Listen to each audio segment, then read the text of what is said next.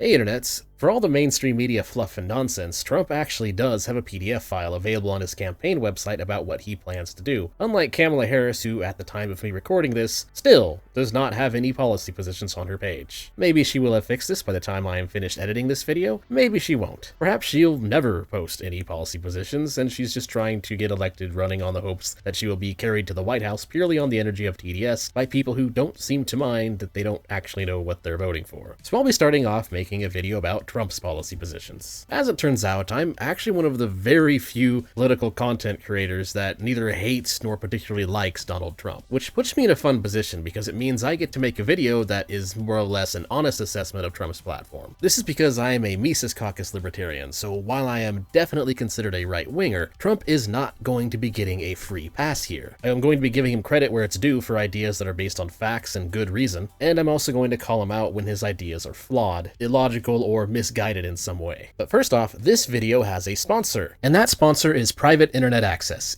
Using the internet without a VPN these days is like advertising to the world both your location along with everything you are doing online. VPNs fix this problem by securing your data to protect you from hackers, your ISP, and spying agencies like the surveillance state. But even better, they are also a fantastic way to change your geolocation to access restricted content. Streaming services such as Netflix restrict the videos you can see by region, and private internet access lets you change your IP address with a different country, allowing you to access videos that you ordinarily could not. This is especially true of sports events. Watching Netflix without a VPN is like going out for fine dining, but only having access to a small fraction of the menu. There may or may not be anything you actually want, but with a VPN, this is not a problem. You can easily unlock those extra movies and shows. I have been using private internet access for months now as my go-to VPN, and I've been very impressed by its stability and lack of drops. The streaming and torrenting speeds are excellent, the encryption is top-notch, and their no-logs policy has been proven in court. It's also available on all devices, including a Linux version, and on that note, they even have a new feature where just one subscription to private internet access can now be used to protect an unlimited number of devices at the same time. And that subscription is very affordable. If you use my personal link in the description below, you get a coupon which gives you 83% off at only $2.03 per month, plus 4 months free, and all covered with a risk-free 30-day money-back guarantee. So check private internet access out.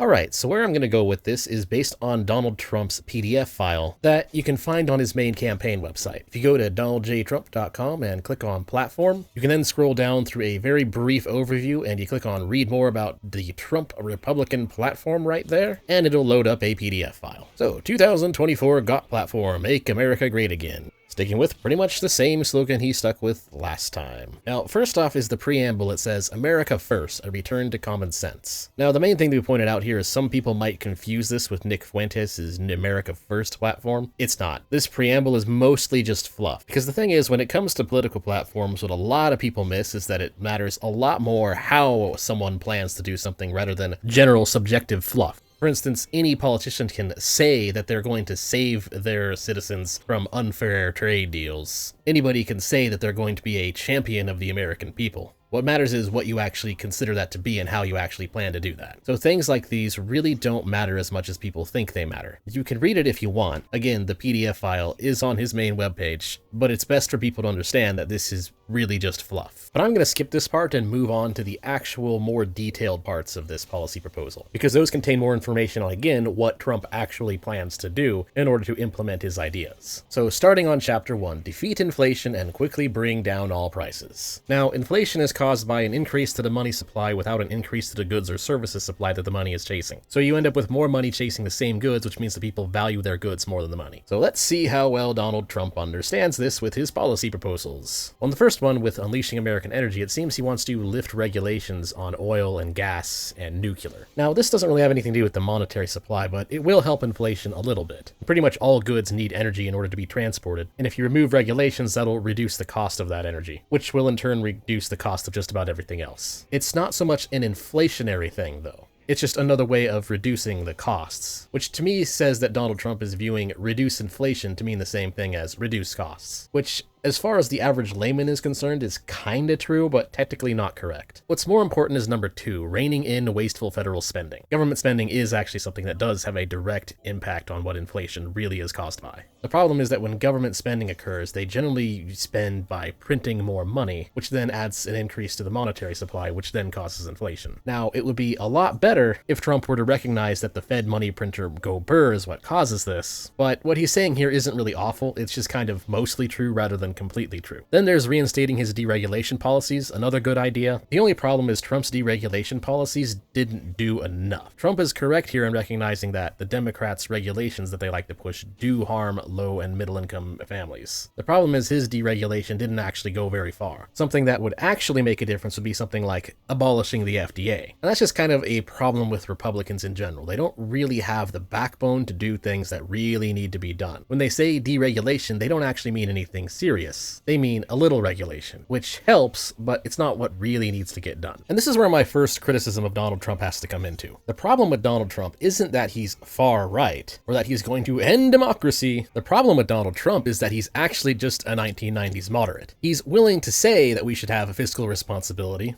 and willing to say that we should stabilize the economy by slashing wasteful government spending, but he's not willing to put forth ideas that would seriously bring an axe to that problem. Instead, just saying that we should reinstate some basic deregulation policies he had, rather than the more necessary, more hearty act of outright abolishing wasteful government agencies. The media only portrays Trump as a far-right figure because 1990s moderates are right-wing by today's comparison, if you look at other popular politicians these days in the United States of America. That's kind of the boomer conservative problem, and that a lot of Republicans are just Democrats driving the progressive speed limit. You go back 20, 30 years or so and a lot of their ideas are the same. Same with the fourth one, stop illegal immigration. In the 90s, Democrats were agreeing with everything he's saying here. But overall, Donald Trump does seem to understand a few basic things about inflation. So that's a lot better than what Biden did, where Biden tried to pass the Inflation Reduction Act where he used government spending to try and stop inflation, which of course did not stop inflation. The inflation rate is still higher than it was pre-COVID. Biden's anti-inflation policies were basically to spend money and give it to his political allies, and then gaslight us all into thinking that that would somehow solve inflation. His allies in the media then pushed the propaganda that it was working because the inflation rate itself decreased after the COVID restrictions were lifted, which is of course ridiculous because it was fully expected that the inflation rate would drop after the COVID restrictions were lifted. That would have happened no matter what was in Biden's Inflation Reduction Act, which is an important piece of propaganda that needs to be constantly refuted. I've pointed out why it's wrong before, but it's important to understand that when anybody gives Biden credit for the COVID hump, they are lying to you. This would have happened even if Biden did absolutely nothing. But anyway, back to Trump. Overall, I'll give Trump a passing grade for Chapter 1. His ideas aren't perfect, and there's definitely a lot of better ways to reduce inflation, but it's at least kind of on the right track, or at least going the right direction, even if it's very weak and milquetoast. It is also a lot better than what the Democrats are currently doing, so there's that. Anyways, moving on to Chapter 2. Seal the border and stop the migrant invasion. Now, some of you may know I am not an open borders libertarian. Unfortunately, open borders would contradict a lot of things in the way that the United States currently operates. That would create a lot more property rights violations than the violation that you have when a border is closed. Mainly, open borders just kind of contradicts democracy in general, because then it gives a political party a very perverse incentive to just import the voters that they need in order to violate more property rights. That being said, when it comes to the border, Republicans are sometimes correct and sometimes a little bit on the nutty side. So let's go through this. First off, on secure the border, he mainly just seems like he wants to continue building his wall. Ah yes, the Great Wall of Trump, of which many memes have come from. Now, as for the effectiveness of the wall itself, there's some evidence that suggests it works, such as from the Department of Homeland Security, where they say that illegal entries in areas with the new border wall in place has gone down by over 87%, as well as a decrease in apprehensions, because of course if less people are getting through, then there's going to be less apprehensions as well. However, the findings are disputed by the Cato Institute. For number 2, he's talking about enforcing immigration laws, which is mostly fine except for one problem. He mentions drug dealers. I know what I'm about to say is probably worth a whole video on itself, but the real problem with drug dealers crossing the border is entirely due to the drug war and the state's corrupt involvement in it. Ending the drug war would actually disincentivize those crossings a lot more than just strengthening ICE. However, there's also some decent plans here, such as using Title 42 to end the child trafficking crisis. which unfortunately is still a very big global problem. Next up is deportations, which is kind of fine and kind of not, but I'll give it a slight pass simply because he's prioritizing the deportation of criminals. And then next up is strict vetting to stop communists, Marxists, and socialists out of America. So yes, this is the thing that a lot of open borders libertarians really need to understand. As long as you have a democracy, that means immigrants can eventually vote, which means that all a socialist party really has to do is just import the voters that they need in order to create their communist dictatorship. When you try to deny that, what you're basically saying is that it goes against libertarian principles to stop communists from importing more communists in order to take your property rights away. Not only is that not principled, it's just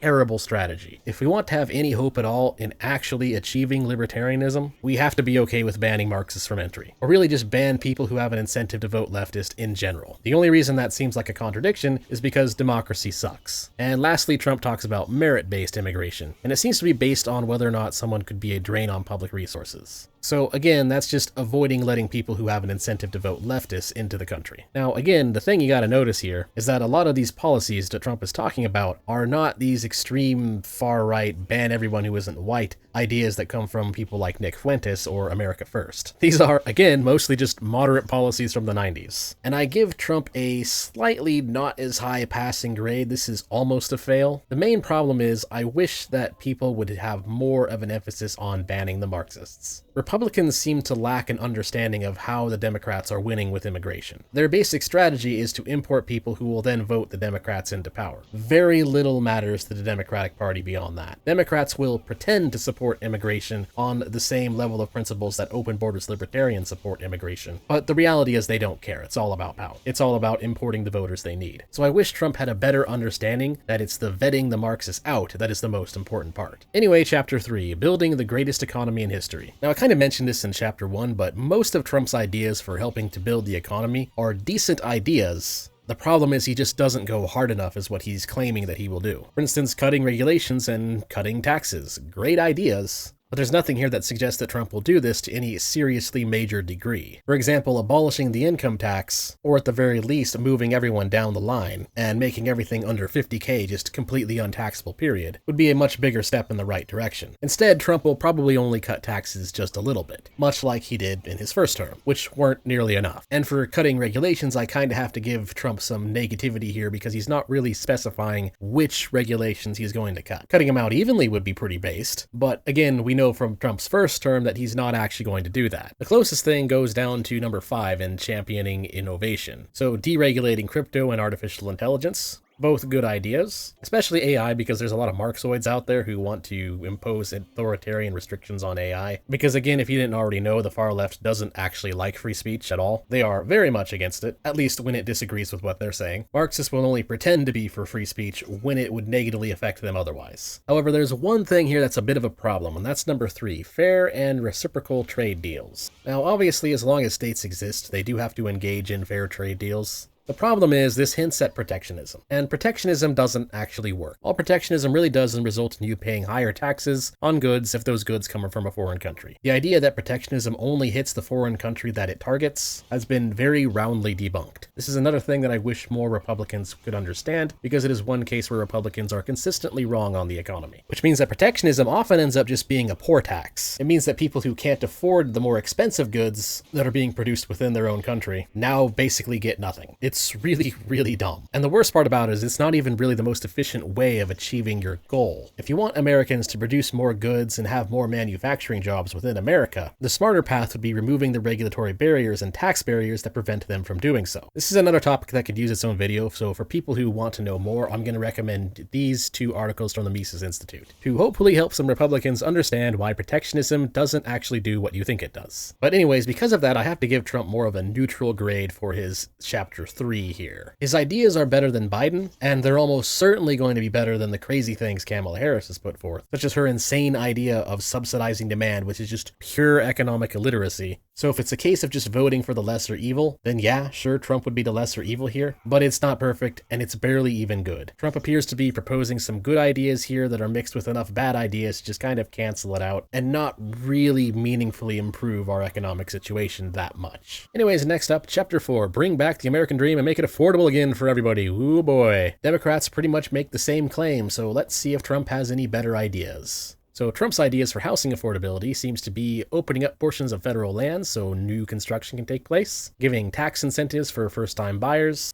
and cutting some regulations. Now, this is a lot better than Kamala's idea of giving people free money to buy a house, because again, all that does is subsidize demand, whereas Trump's plan here seems to be incentivize supply, with the only exception being tax incentives. The better idea would be just reduce those taxes for everybody, period, again, as well as cutting down zoning laws. Again, that would help increase the supply, but overall, I'll give this a pass on housing affordability. It's not as good as it needs to be, and I wish Trump had a better understanding that it is entirely a supply issue, as opposed to just some understanding, but again, it's a pass. Next is accessible higher education. He says that Republicans will support the creation of additional, more affordable alternatives to traditional four-year college degree. It's not really specifying what exactly he means by that, so I'll skip ahead. Not enough information there. Next is affordable healthcare. Now, the main issue that hits healthcare is almost entirely due to patents. It's not everything, but exploitation of patents is the main reason why so many things in healthcare cost so much. The FDA effectively enforces an unnatural monopoly in the healthcare industry by only allowing certain people to create certain things, which of course just means that they can set insane prices, which are then hit to the hospitals, which then of course hit the consumers, aka you, every time you get sick. I'm not really seeing anything here that shows that Trump understands this. Instead, just the opposite, saying that he'll protect Medicare and ensure seniors receive the care they need without being burdened by excessive costs. So basically just socialism for boomers. And this is just kind of another one of the big problems with our corrupt two-party system in the United States. Democrats will say that they want to make it free, which will only make things worse. Not that it really matters, because there's a lot of evidence that shows that the DNC isn't actually committed to that, and instead is just committed to maintaining the status quo, as shown by how in bed DNC politicians are with the big pharma lobby, which means that voting for the Democrats won't actually change anything. And then the Republicans in this case, they want to kind of do things, but only in very, very, very little baby steps. Only in the most bow tie wearing milquetoast way possible. And then there's lowering everyday costs, which saying that they'll reduce regulations and that will drive down the costs of living and whatnot, but again, not really specifying which regulations. Although, to Trump's credit, he at least understands that the problem is regulatory burden. So again, if it's just a case of voting for the lesser of two evils, then this would be a pass. But unfortunately, I can't really give this a passing grade. It's too little, too late, and overall just too weak. Chapter 5, More Protectionism. That's pretty much what this is. If you want to protect American workers, you should remove more regulations and tax burdens on American workers. Now, admittedly, protectionism can create incentives for more manufacturing at home. The problem is that the increased cost of those goods cancels that out. So not only is it immoral, but it also just doesn't actually do what you think it does. So you may domestically create a job or two, but then everybody's burdened by the higher cost in a way that's totally unnecessary and inefficient. The benefits you're seeking here can be entirely done by regulatory and tax cuts. Next up, Chapter 6, Protect Seniors Through More Boomer Socialism. Yep, that pretty much just automatically gets a fail.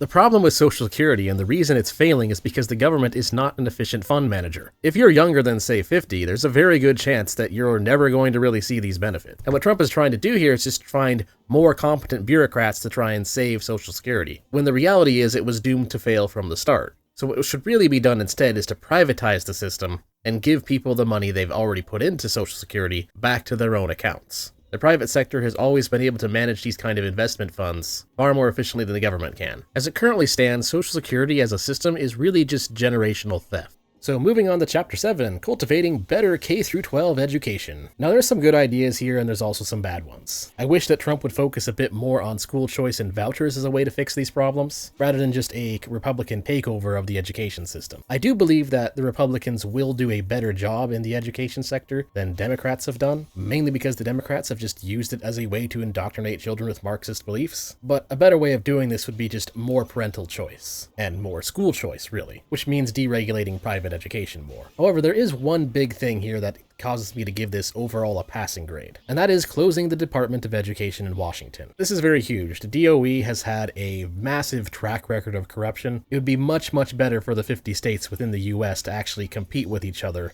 on grounds of scholastic achievement. Again, another section where it's not perfect at all, especially the civil rights bit, but overall better than what we currently have. So moving on to Chapter 8, Bringing Common Sense to Government and Renewing the Pillars of American Civilization. This is mostly just using the government to impose some Republican conservative conservative ideals, and there are better libertarian ways of achieving this, such as abolishing the disparate impact standard at the very least. But for the most part, this is fluff and inconsequential. Next up is Chapter 9, Government of by and for the people. Well, assuming democracy could actually do that, which unfortunately it can't, but there are some good ideas in here. For instance, declassifying government records, which in my opinion, all of them should be declassified. The ability to classify information is something that the government has been severely abusing. There's also plans in here to fire corrupt government agents, which is also good, as well as banning the government from working with most likely what I assume to be big tech and working together with them to induce censorship. That's another important thing. It really needs to be restated that from the Twitter files, if you missed it, a lot of big tech censorship is actually just state proxy censorship. It is entirely politically motivated. However, there's a big fail here of, again, using civil rights in favor of conservative causes, rather than just recognizing that they should be abolished. This is something I really wish most Republicans would understand. If you have freedom of association, then conservative ideas generally tend to win out in the market overall. Freedom of association kicks it over to time preferences, which means that cultural ideas that have better time preference tend to win in the long run. You don't actually need to have the state enforce civil rights against leftists only. You can just abolish civil rights in general and leftists will lose. And I've already done an entire video as to why. So anyway, moving on, banning taxpayer funding for sex change services. Yep, taxpayers should not have to pay for that. Election integrity, well, I mean, if you have to stick with democracy, then you might as well do it correctly than allow cheating. So yeah, sure. So overall, a mix of good ideas, bad ideas, and some fluff. I will once again give this the lesser of two evil grade. If I have to choose between Republicans or Democrats to be in charge of cultural matters, then generally Republicans tend to do a slightly better job. At least they recognize that equality is a lie, but really, they both suck. Chapter 10, Return to Peace Through Strength. Now, again, as long as the state exists, they do have to defend people's property rights. So unfortunately, there is an argument for military there. The problem is Republicans always want to have the military overfunded. The military has a track record of engaging in wars for really stupid reasons. I would once again like to point to MRH Legacy's video on the war on children under 5 for this. A very big problem with Republicans in general is that they're very okay with us spending oodles and oodles of money on a force that would never get away with what they're currently doing if they were a private security force. I mean, just think about it. If this was a private security firm and they were caught making up false reasons to go after people, that would be a death sentence to their organization. But with the state, we've all just been sort of gaslit into believing that this is all okay. Like, for instance, the current thing right now is supporting infinite money to Israel. If people want to support Israel, they should do it with their own money, not forcing taxpayers to give tons and tons of money to an overseas war. I really wish Trump would instead take on the ideals of Ron Paul when it comes to war and the military. Ron Paul is one of those politicians where just about everything he's said about military operations has later turned out to be true. And Republicans need to accept the fact that much of what the military has done has been a gigantic waste of money and a gigantic waste of life. And there's also pretty solid evidence that pumping billions and billions of dollars into Israel is not going to end the war on Gaza anytime sooner. In fact, giving Tel Aviv a blank check, as some people have called it, only incentivizes them to just do whatever they want under the assumption that they're entitled to American taxpayer dollars, which they are absolutely not. And when we do entitle them to infinite money like that, we're basically just giving them an incentive to never end the war and never achieve peace in the Middle East. And that's pretty much it for Trump's platform. So what is the verdict here? Well, the first obvious question is Trump a Nazi? Well, let's just use an objective definition of Nazism and call it authoritarianism. That's not exactly correct, but the definition of Nazi has been so muddled by people using it for rhetoric and optics that we'll just have to kind of go with that for simplicity's sake. The only thing really authoritarian here is mostly just continuing current authoritarian practices by the United States government. And the cultural reforms here is mostly just replacing Democrats with Republicans in various positions of institutional power. So it seems a lot of Trump's plan is just to switch D to R, which is honestly even more milquetoast than his first term's ideas. He's not even using the wording of drain the swamp here, so a lot of this is just really standard GOP stuff, aka 1990s moderate. And this is a very common grift I see coming from the far left. They use the word fascist and Nazi instead of using the word authoritarian, because if they used the word authoritarian, they would be forced to recognize that they vote for exactly the same policies, just with themselves in power and control of them instead. So they use the more subjective term of Nazism, so that way they can spin it to mean Nazism is when things I do not like. Which is pretty stupid because, again, this is all very, very strongly just 1990s moderate stuff. In fact, he's not even really taking that hard line of a stance on abortion, instead just opposing late-term aka third trimester abortion. So then what is my overall grade? Well, I'm just gonna definitively say that Trump is absolutely the lesser of two evils. So if you're voting just purely on the consequences of having things slightly better than what they were under Biden, then Trump is your man. And I know that seems like just such an obvious conclusion, but really, sometimes the obvious answer is the correct answer. That's really the point I'm making with this video. You have a choice between a 90s moderate and Comrade Kamala. That's pretty much it. If I was forced to endorse one or the other, I would say I would endorse Trump. But that doesn't mean I think that Trump's policies are absolutely what America needs. It's just a step in a better direction than giving the communists more power. If Donald Trump is elected, I will be severely surprised if he, quote-unquote, makes America great again. Rather, Trump would more or less just be a stopgap to prevent the far left from gaining and abusing more institutional power. That is, again, pretty much it. So that's all I have to say, really. Thanks for watching. Please like, comment, and subscribe, and if you want to support my content, you can do so on either Ko-Fi, Subscribestar, or by buying some merch. Or you could even become a member of the channel for some dank emotes. And again, be sure to check out private internet access. That $2.03 per month with 4 free months really is a pretty darn good deal, especially considering how stable this VPN is. I had issues with my previous VPN randomly dropping, and I haven't had those issues with private internet access at all. But anyways, that is all. Till next time.